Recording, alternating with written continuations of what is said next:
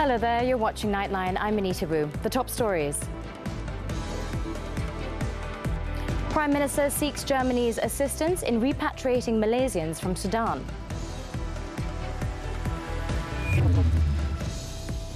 And seat distribution in 3 Pakatan-led states 90% completed.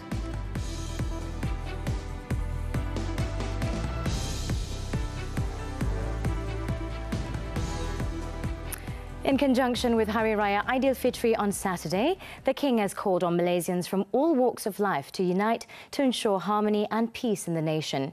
Yang di-Pertuan Agong Sultan Abdullah Riayatuddin Al-Mustafa Billah Shah said unity is important to ensure a prosperous future for the nation. In a televised Hari Raya royal address on Friday night, His Majesty said the people should be grateful because all races and religions in the country are free to conduct worship and celebrate their respective festivals with joy and excitement. Rakyat Malaysia juga boleh meneruskan kehidupan seharian dengan penuh rasa toleransi dan dengan tanpa wujud jurang perbezaan antara bangsa dan agama. Justru bersempena hari yang mulia ini, marilah kita tanam iltizam untuk terus bersatu padu dan menjaga fitrah, keamanan serta kedamaian di negara yang kita sama-sama cintai ini. The Yang di-Pertuan Agong said this situation is far different from that of Muslims in Palestine, as the Zionist regime mercilessly launched attacks on the Al-Aqsa Mosque in the month of Ramadan when they were performing prayers. Sultan Abdullah said Malaysia and the world strongly condemned the attacks on the Palestinian worshippers by the Israeli regime forces. His Majesty also called on the people to uphold loyalty to the King and country as a foundation for unity towards a glorious future for the country. Sultan Abdullah and Raja Permaisuri Agong Tunku Azizah Aminah Maimunah Iskandariah also prayed for the safety and well-being of Malaysians affected by the conflict in Sudan. Their Majesties also extended prayers that the conflicts in Sudan and Palestine will find a peaceful conclusion. His Majesty also expressed his appreciation for the sacrifices of those who are on duty during Aidilfitri, especially healthcare workers, the Malaysian Armed Forces and police personnel, as well as all those entrusted with safeguarding the well-being, peace and sovereignty of the country. He also advised those returning to their hometowns to always prioritise safety and to obey the laws that have been set. Meanwhile, in his first Aidilfitri address as Prime Minister, Datuk Seri Anwar Ibrahim said the unity government remains firm in terms of governance to restore the dignity and integrity of the country by rejecting any misdeeds, corruption and misappropriation. The Prime Minister emphasised this so that the fate of Malaysians will be secured and their dignity redeemed. Ini yang dipupuk. Tetapi yang integral dalam semua ini yang menjadi paksi adalah keluhuran jiwa kita, keinginan membawa perubahan dengan menetapkan suatu prinsip disiplin dan rahmah yang kita lalui dalam latihan bulan Ramadan. He said any country that wants to progress must be based on trust, values, kindness and mercy. Datuk Seri Anwar also called on Malaysians to use the Aidilfitri celebration to forge friendships and brotherhood, make visits and to be more compassionate. He urged the people to ensure the sacrifices, sincerity and discipline reflected during Ramadan become assets to guarantee the well-being of their families, society and the nation.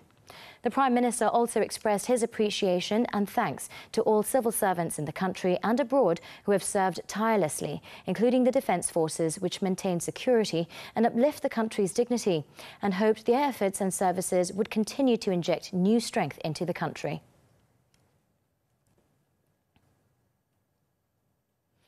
In the meantime, Datuk Seri Anwar has denied allegations that the selection of 3 opposition states for this year's Aidilfitri Open House is related to the upcoming state elections. According to the Prime Minister, the event, which will be attended by thousands of people, will also be held in Selangor. Dah negeri banyak semua. Selangor ada. Selangor. Tapi tak timbul isu negeri kebangkang sajalah. Tak. The Prime Minister was met by the media after Friday prayers at the As-Salam Mosque in Sri Manja, Petaling Jaya. The Prime Minister's department, in a statement on Thursday, said that Datuk Seri Anwar will not host the Aidilfitri open house that usually takes place on the 1st of Shawwal at his official residence at the Sri Perdana Complex in Putrajaya. Instead, for the first time, the Malaysia Madani Open House with the Prime Minister will be held in 3 states, namely Kedah, Kelantan and Terengganu. The Prime Minister will also attend 3 more Aidilfitri Open House events organised by the state governments of Selangor, Pulau Pinang and Negeri Sembilan.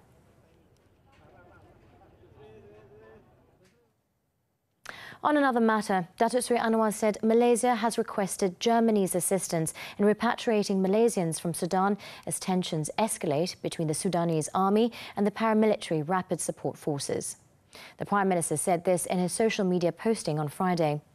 He said the Foreign Ministry will also make efforts to ensure the safety of Malaysians abroad.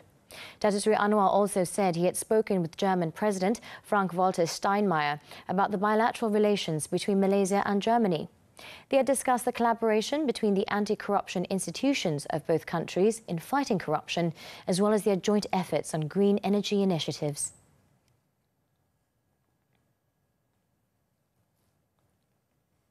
Foreign Minister Datuk Seri Zamri Abdul Kadir said 2 Malaysians in Sudan have been moved to a safe location. He said the operation was a preparatory step by the Malaysian Embassy in Khartoum, Sudan, to gather Malaysians in a safe location for the evacuation process out of Khartoum later.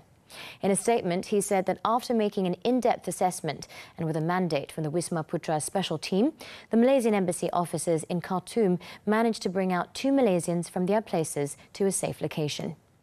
In the operation, the embassy officers also helped with moving 2 Canadians, 1 American and 2 United Kingdom citizens from the area. Datuk Seri Zamri said that although the operation was extremely high risk, it had to be carried out to ensure the safety of Malaysians who needed help. The situation in Sudan, especially in most locations Khartoum, was worsening with the fighting between the Sudanese Armed Forces, SAF, and the Rapid Support Forces, RSF. Commenting further, Datuk Seri Zamri said the situation in Sudan is very complex and is frequently changing, with both warring parties still fighting.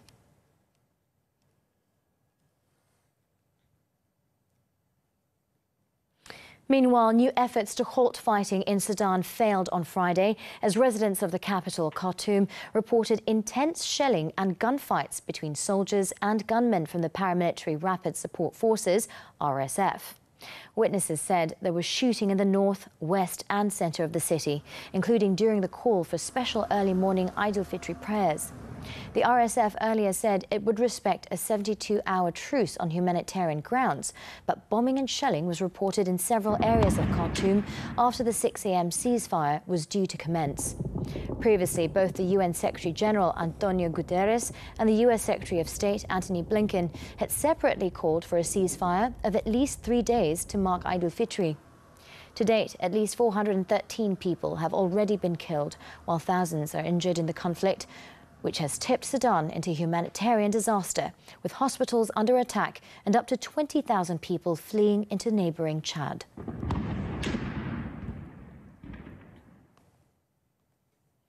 Seat allocations between Pakatan Harapan and Barisan Nasional in PH-controlled Selangor, Negeri Sembilan and Pulau Pinang for the coming state elections are 90% complete. Amanah Deputy President Datuk Seri Salahuddin Ayub said negotiations between the 2 coalitions for PAS-controlled Kelantan, Terengganu and Kedah are going smoothly. Datuk Seri Salahuddin said PH state leaders were given the freedom to negotiate seats with their BN counterparts. Kita tengok negeri lah, sebab kita beri kebebasan pada negeri yang telah mengadakan perundingan macam Kedah, dan mereka sudah ada 2-3 kali pusingan untuk mereka berunding. Ada negeri yang baru nak bermula, tapi biasanya kita memerlukan 2 atau 3 kali perundingan barulah kita dapat selesai isu-isu termasuk kerusi yang akan kita bertanding. Datuk Seri Salahuddin said Amanah had no issue collaborating with other parties in the state elections, including those in BN. He also said he was confident that PH stood a good chance of winning in Kedah. Kedah, Kelantan, Terengganu, Negeri Sembilan, Selangor and Pulau Pinang must hold elections this year. It was previously reported that they are considering dissolving their respective legislative assemblies at the end of June. In other news, Datuk Sri Salahuddin, who is also Domestic Trade and Cost of Living Minister, said several traders, including butchers at the Lakin Central Public Market in Johor, have been fleecing consumers by selling imported buffalo meat, imported mutton and several other items above the ceiling prices set under the maximum price scheme in conjunction with the Aidilfitri festival. Lakin ini memang kabinet akan ambil perhatian serius pada ini kerana dia kawasan tumpuan warga asing yang berbelanja di sini dan ini akan menjadi suatu masalah pada penduduk tempatan yang berbelanja di sini. He said, for example, the price of imported buffalo meat should be sold at 20 ringgit per kilogram, but some traders were found selling it at 24 ringgit per kilogram. Datuk Sri Salahuddin also said that there were also a few traders who still failed to put price tags on the goods sold, which is also an offence. The Pulai Member of Parliament said he has instructed the ministry's enforcement officers to act quickly to ensure that the rogue traders do not repeat the offence.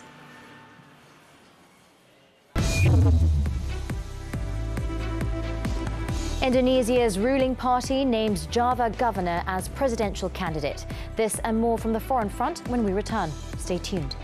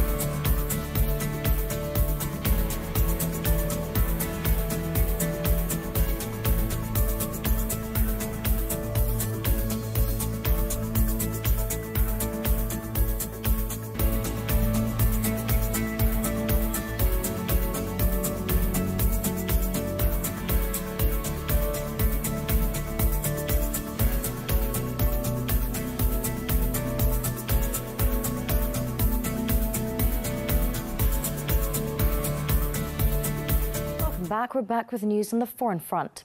Large parts of the Muslim world on Thursday marked the end of the fasting month of Ramadan at sundown and ushered in Aidilfitri on Friday.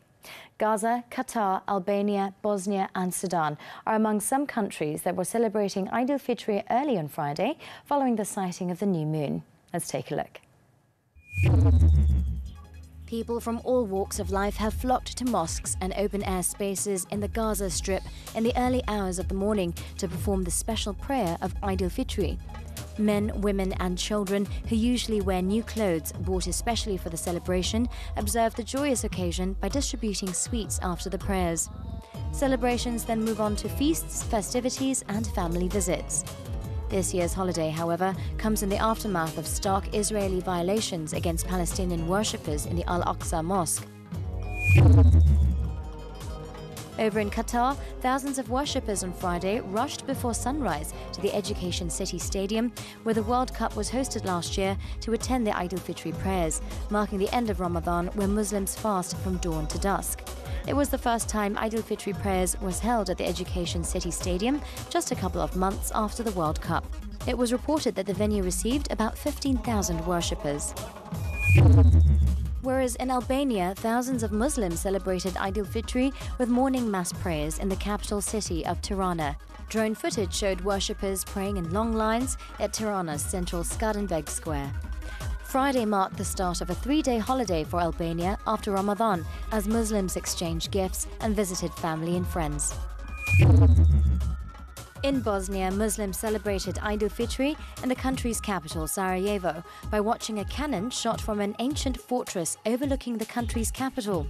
The celebration in the multi-ethnic Balkan country started on Thursday at dusk, when Muslims gathered for the last iftar of Ramadan before attending morning prayers at Sarajevo's main mosque.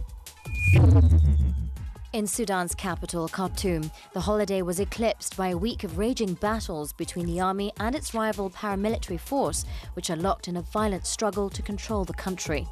Staccato blasts of gunfire marked the early hours of the feast day, and in a video message released early Friday, Sudan's top general, General Abdel Fattah Burhan, marked the somber tone of the holiday. A deadly conflict in the vast African country that erupted in the past week has forced many people to shelter indoors ahead of the holiday, even as water and food for civilians run low. Indonesia's ruling party on Friday endorsed provincial governor Ganjar Pranowo as its candidate for the presidency, an expected move backed by popular incumbent Joko Widodo, who will leave office next year after a decade in power. Friday's announcement by the Indonesian Democratic Party of Struggle, which leads the ruling coalition, put to rest persistent speculation that the president could seek to prolong his stay in office beyond his two-term limit, a scenario he has ruled out. President Joko Widodo, meanwhile, threw his support behind Pranowo, popularly seen as a moderate who will offer a sense of continuity. Ganjar, a governor of one of Indonesia's most populous provinces, Central Java, has been the front-runner in several opinion polls this year, and goes up against former Jakarta Governor Anies Baswedan and ex-Special Forces Commander Prabowo Subianto in what is expected to be a hotly contested race.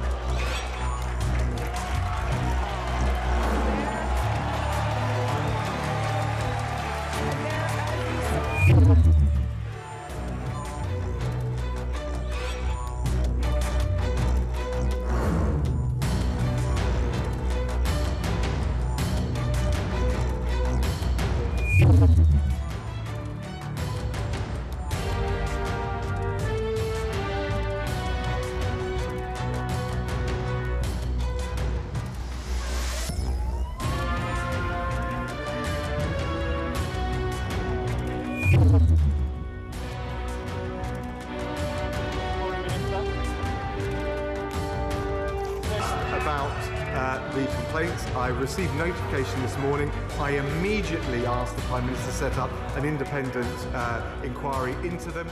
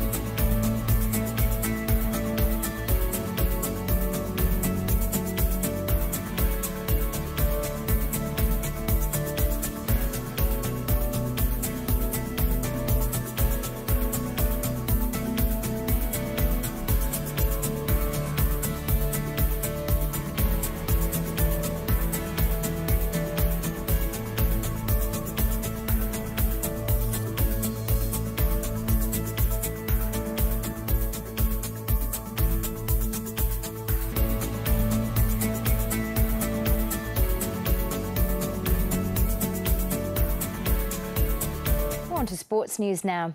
Defending champion Carlos Alcaraz fended off compatriot Roberto Bautista Agut to advance to the Barcelona Open quarterfinals.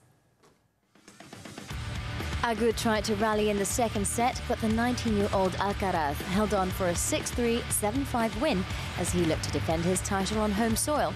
The number 1 seed will face yet another Spaniard in the quarters, Alejandro Davidovich Fokina. Number 2 seed Stefano Tsitsipas also advanced with a straightforward 6-3, 6-2 win over Denis Shapovalov of Canada. The Greek faces Australia's Alex de Minaur in the next round. Casper Ruud, the 3rd seed, was not as fortunate as he was sent packing by Francisco Cerúndolo in straight sets 7-6, 6-3, with the Argentine earning the right to face Britain, Dan Evans, in the quarterfinals. To round out the 4 top seeds, Yannick Sinner advanced with a 6-1, 4-6, 6-3 win over Japan's Yoshihito Nishioka. Sinner will face fellow Italian Lorenzo Musetti in the final 8. Moving on to football, Western Sydney Wanderers thrashed Wellington Phoenix FC 4-0 in Friday's A-League clash at Combank Stadium in Parramatta. Brandon Borrello opened the scoring in the 9th minute before Caleb Nieuwenhof doubled the tally in the 31st minute. Aidan Simmons added Sydney's 3rd goal in the 65th minute, and Kusini Yengi completed the rout 4 minutes before the final whistle. With just 1 game left to play in the regular season, Western Sydney now sits in 2nd place on the table, while Wellington are in 6th place, as other teams still have match week 25 games on the weekend.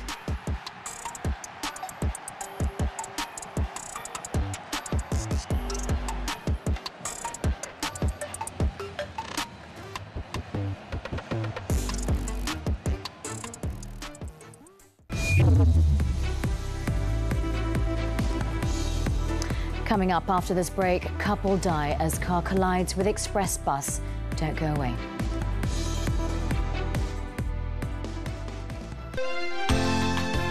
Istimewa.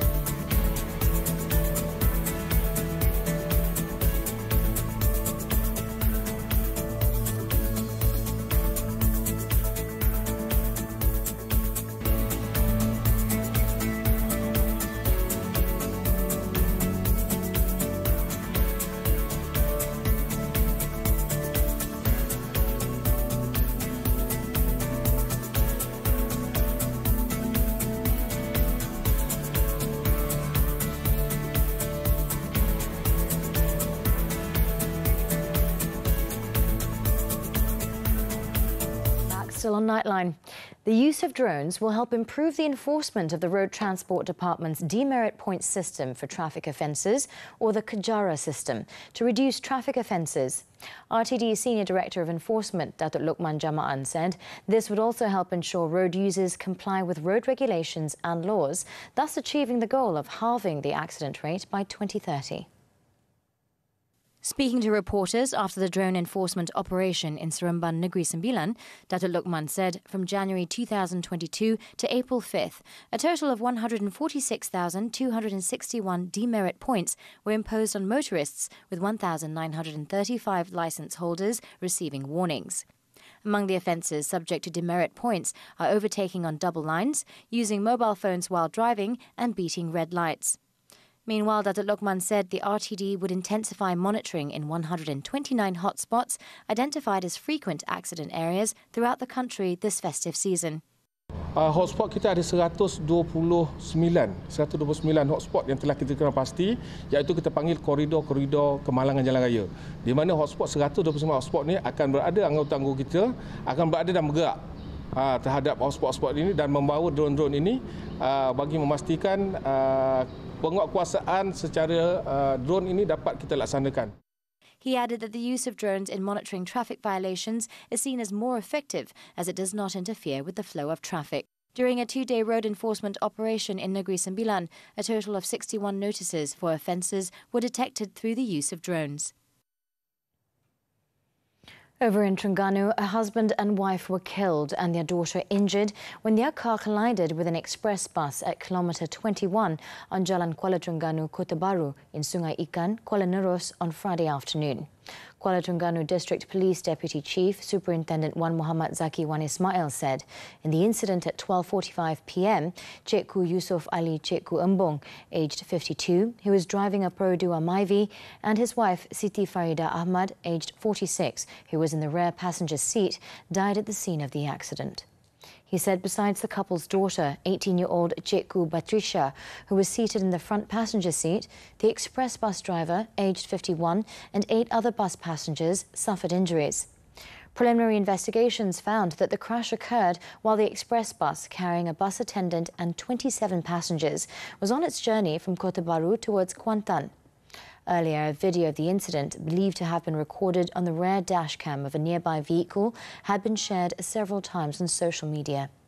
Superintendent Wan Muhammad Zaki said the Perodua Myvi car, driven by the victim, who was coming from the direction of Kuala Terengganu, heading towards Felda Belara, strayed into the bus's path and the bus driver had no time to prevent a collision. He said the bodies of the couple were sent to the forensics unit of the Sultanah Nur Zahira Hospital and the case will be investigated in accordance with Section 41(1) of the Road Transport Act. Superintendent Wan Muhammad Zaki said the couple's daughter and the bus driver are receiving treatment at the same hospital, whereas others who had sustained injuries in the incident had been taken to Setiu Hospital for further treatment.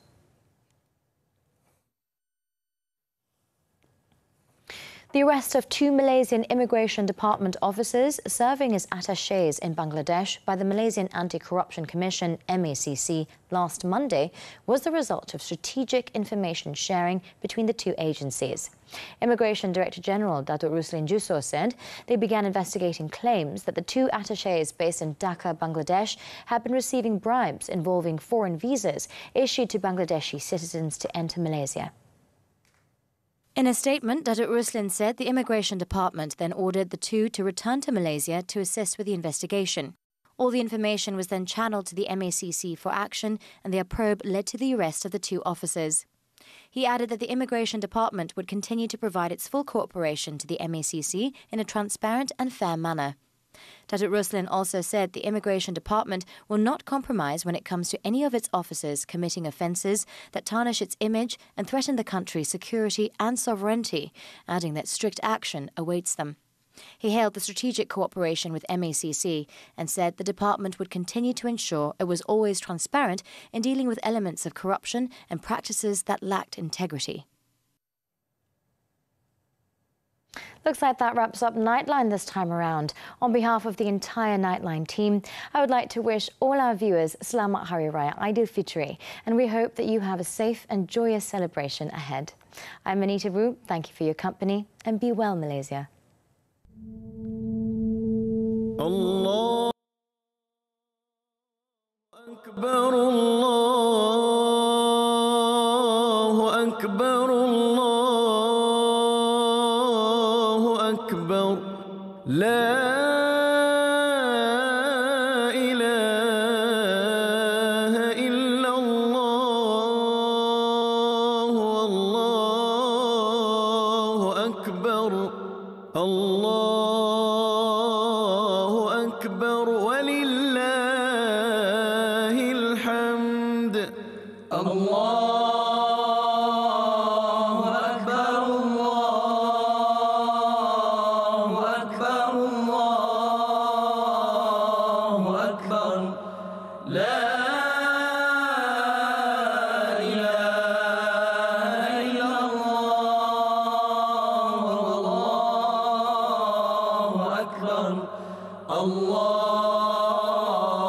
Akbar, walillahil hamd.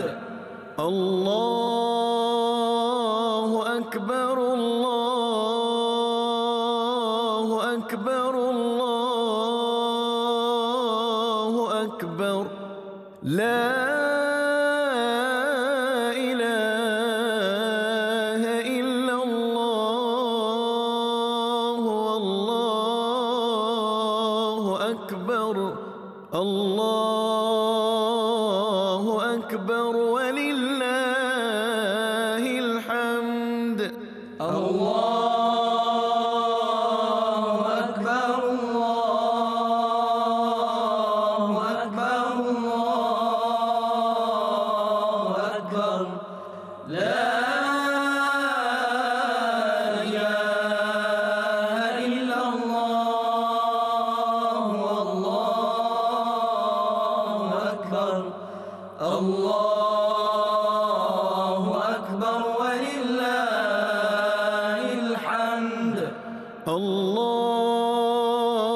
أكبر الله أكبر الله أكبر لا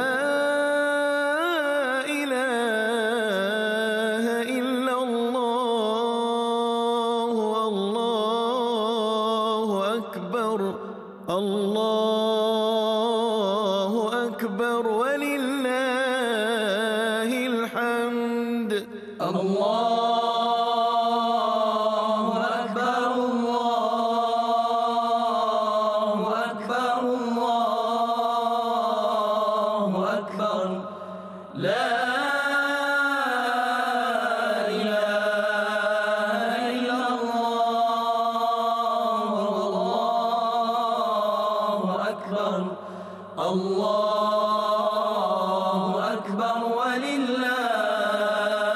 الحمد الله أكبر الله أكبر الله أكبر الله أكبر كبيرا والحمد لله كثيرا وسبحان الله بكرة وأصيلا لا إله إلا الله ولا نعبد إلا إياه مخلصين له الدين ولو كره الكافرون لا إله إلا الله وحده صدق وعده ونصر عبده وأعز جنده وهزم الأحزاب وحده لا إله إلا الله والله أكبر الله أكبر